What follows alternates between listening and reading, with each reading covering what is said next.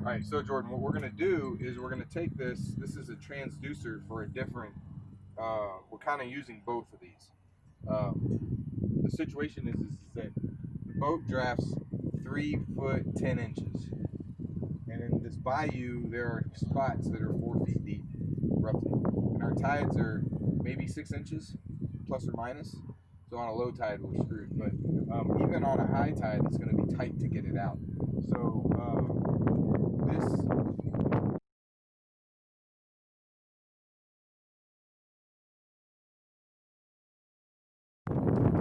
big, huge depth finder here has the ability to actually live record the bottom. So what we're going to do is we're literally going to make our own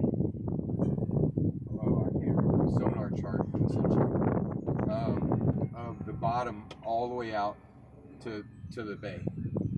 Okay. Once we do that, then we'll be able to mount this unit on Ameris, and we'll have a absolutely accurate GPS sonar chart of the bayou. And we should be able to, we're still probably going to have tugs and tenders and pusher, I plan on having some GPS, essentially trolling motors. I got 2 of them, so about 160 pounds of thrust on the front to help us get her out. And then we have various other boats and stuff that are going to help us get her out of here. That's one of our major hurdles once everything's done, is even getting her out of here. Our other major hurdle is we have to go under a bridge that's 42 feet 10 inches, and we are 42 feet, give or take. So depending on tide, and that's mean high tide, so 42 feet 10 inches mean high tide. So ideally, Jordan, I'm gonna drop that again. Ideally, Jordan, this is gonna get zip tied on there, and then whenever this is on there, this needs to be, there's gonna be a certain angle that this needs to be so that it gets clear imaging back. And I'll get it all set up once we get in the water, and we'll make that happen. But I'm gonna go ahead and put this on there right now. I guess it really doesn't matter too much. This is all temporary, like, it's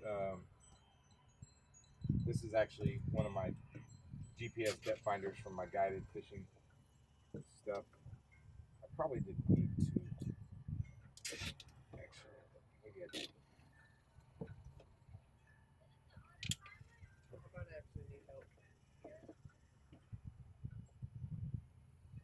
So it should be as simple as that, and then we'll just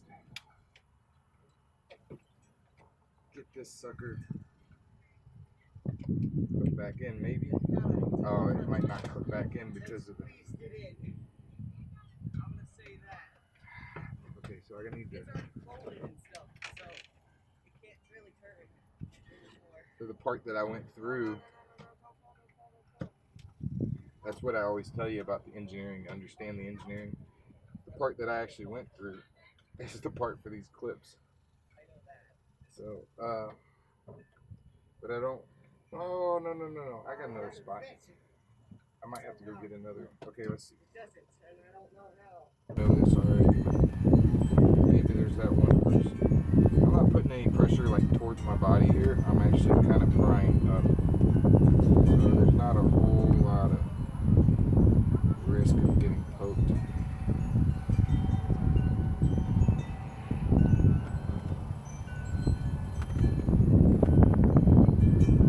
Of course, it doesn't work. The other way to do this is coming in from the backside. And you can sometimes get it to lift, but that doesn't work. Mainly because there's a camera on.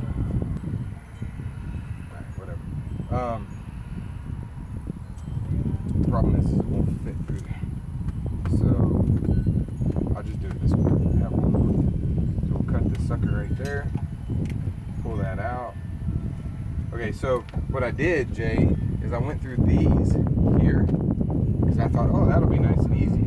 But you see, there's 2 clips here, and so the way this works is this comes down here like that, and then those 2 clips are what hold this all together. So what I need to do is I need to go through these 2 right here. See, it's going to be a little bit difficult, but there's a groove right there. Okay, so if I go through there, if I can get through all this silicone, then I should be able to do what we need to do. I might only be able to do it with 1 zip tie instead of 2. And now we'll try. I still want a big zip tie, so let's go here. Okay, so I'm going to come in, go under, right, and then I'm going to go around. I'd like to do 2 on here. Okay, I want to make sure I have a cut in that. There's silicone on this from previous, being mounted previous. But if I can do 2 in there, it's going to be a lot more stable. Does that make sense? So just nod the camera up. Yeah. I don't like talking to cameras, I like talking to people, and I have a hard time imagining cameras are people. So, I normally talk to the cameraman a lot.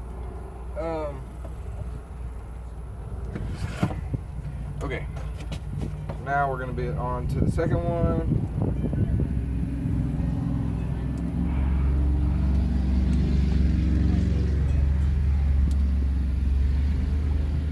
Sometimes when you back one of these off like I did, they won't really grab very well the second time. They're not really designed to be backed off like that. But get the old Leatherman out.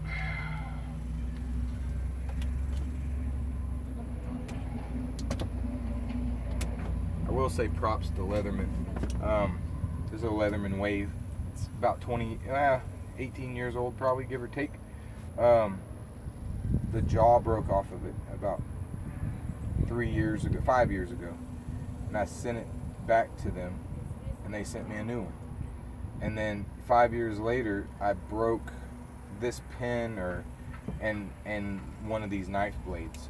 I sent it back to them. Not only did they send me a new one for free, all I had to do was pay the shipping, but they sent me the newer model. My original model from however many years back didn't have the carbide heavy duty cutter. Free. Great company. Love them. And they don't pay me. So it's just, if you have good products and I use them, I'm going to give you props. Especially if it's affordable.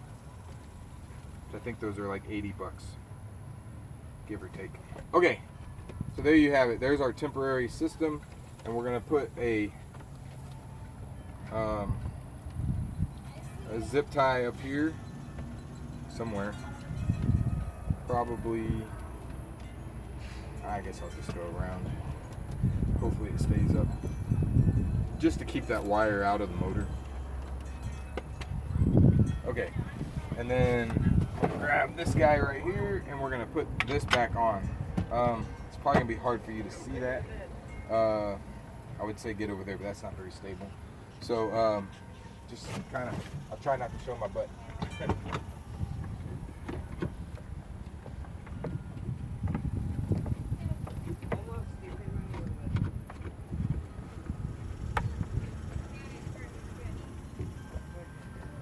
Okay, so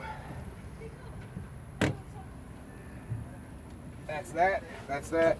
We got our system is plugged in, so we're not in the water, we're actually on a dock, so we're on a floating dock.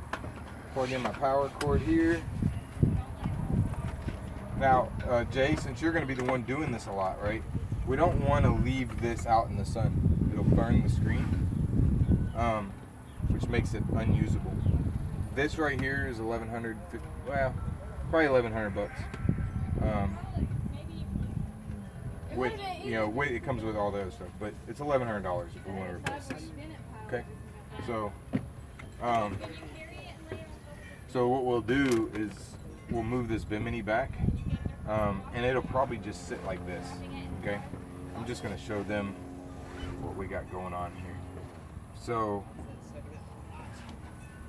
and I know Hummingbird's not a big sailing name, you know. Matter of fact, I would love to work with these guys because I have some ideas for some of their products that could make them a fortune. But anyway, that's one of the things I'm good at. I'm good at taking other people's products and teaching them how to make more money with it. So anyway, we are actually just barely out of the water, so we're not getting an accurate reading right now. But what we're gonna go to, you'll see, because I already did some mapping here. But if you see here, this is what we call Auto Chart Live. And what happened is you can see where my trail is, and you can see the sonar actually mapped the bottom where I went. Okay, and so I'm gonna, let me do this. Let me go menu, clear track, so y'all be able to see it easier.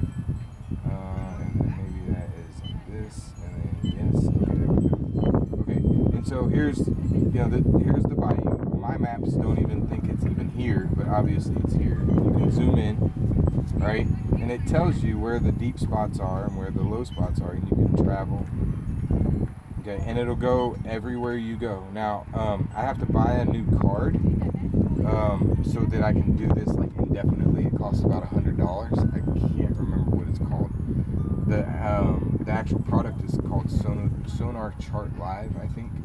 And so basically you're making your own sonar chart as you go. Effectively, right now, the sailboat's sitting about right here, and this little patch of land right there is that island out there, if you can see it over the sailboat, right? And so we've mapped kind of the channel out, and you can see we have like 4 foot, 4 foot, 4 foot, 6 foot, right? All of this area in here is 4 foot. Remember, my depth on the boat is 3'10", so we're gonna be pretty close. I mean, it's gonna be really, really close getting it out. I might have to put some sort of flotation under it to lift it just a couple inches so that we're not. But essentially, I'll give you an idea how far we have to go.